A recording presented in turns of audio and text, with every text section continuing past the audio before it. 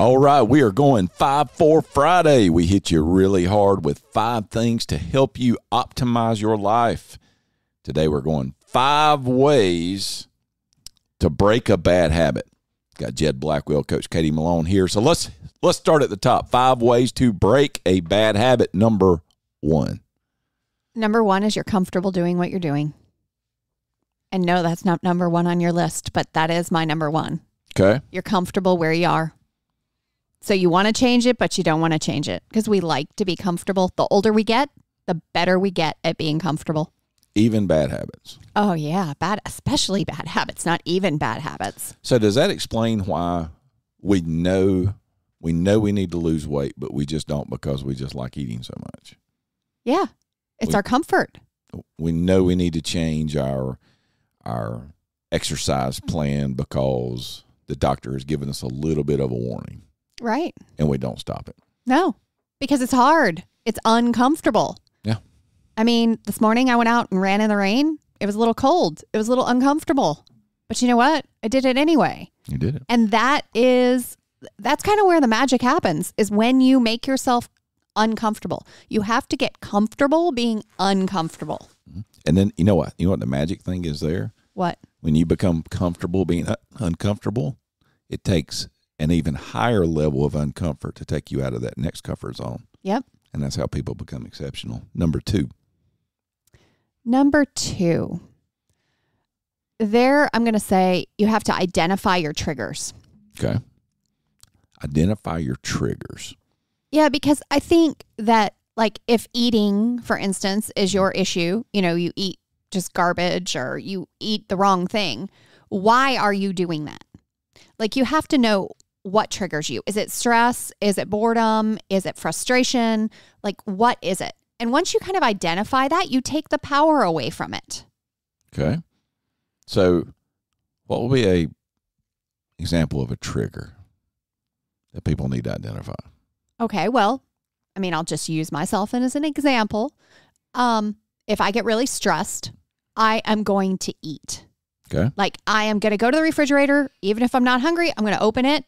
I'm going to look what's in there and what's in there that's bad. If there is anything in there bad, I'm going to eat it. And I'm going to eat all of it. Not just a little bit, all of it. You know the 2 main triggers that cause people to overeat?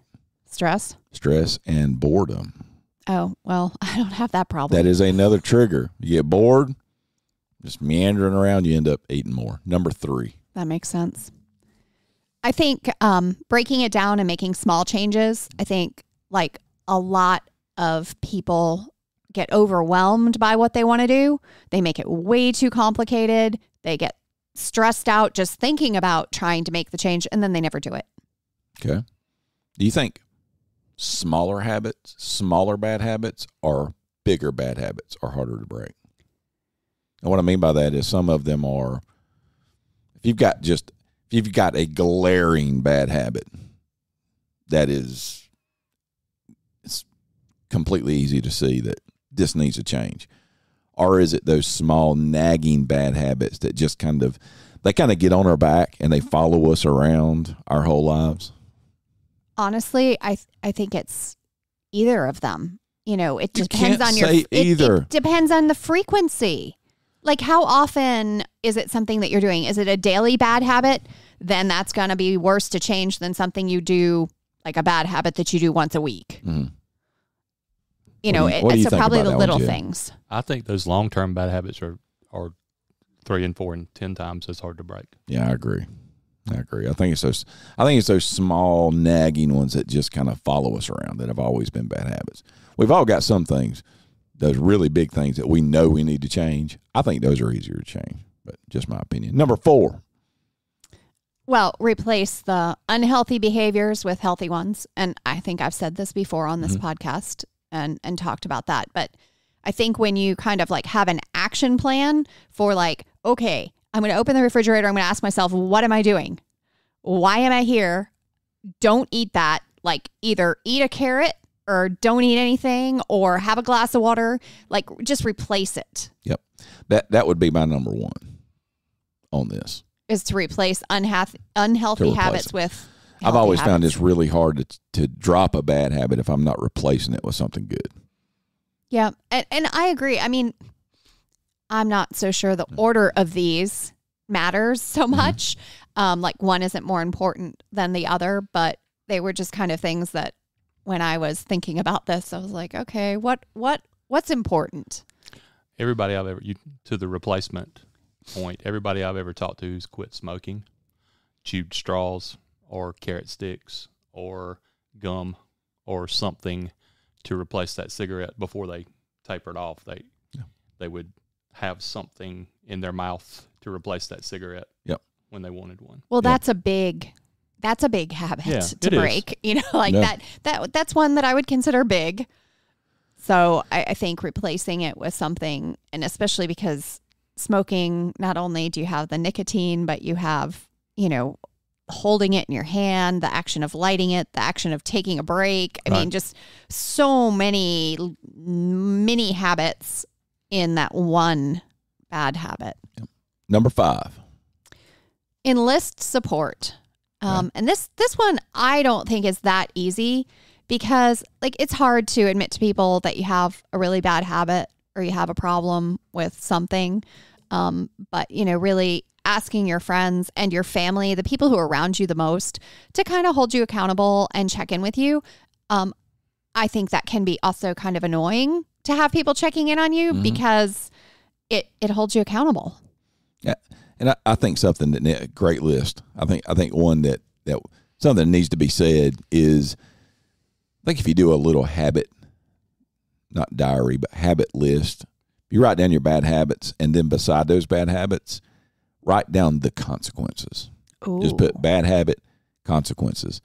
I heard it. I can't remember the book, but a book I was reading talked about if you talk about smoking, said if the second you put a cigarette in your mouth, you immediately had stage 4 lung cancer, how many people would smoke? If the second that you, and he was talking about health on this, he said if the second that you got the big 7-Eleven big gulp of Coke and you drank it and you immediately became severely diabetic, would you drink it? If the minute that you put that Big Mac in your mouth, you immediately drop down with a heart attack, would you do it?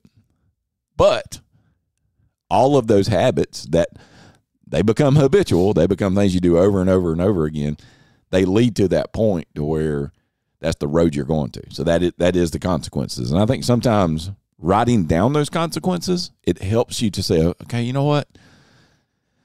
Maybe now, full disclosure here, I'm sitting with two people that ate a huge donut that I did not partake in.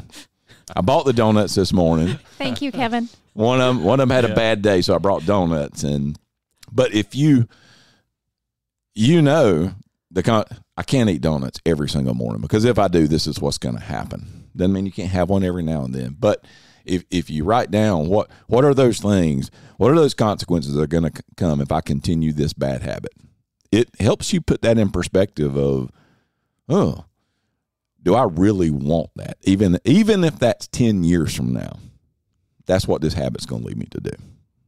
Anything else on on getting rid of these five things to get rid of bad habits? I like your suggestion, though, there with the listing the consequences. That's awesome. List the consequences. All right, there you go. That's 5 for Friday. 5 ways to break a bad habit. Just take one on. Find one bad habit. Break it. Do these things. Use what the coach has said. Write down the consequences to your habit. And let's keep the momentum of 2024. And remember, you do the hard things today, tomorrow will take care of itself.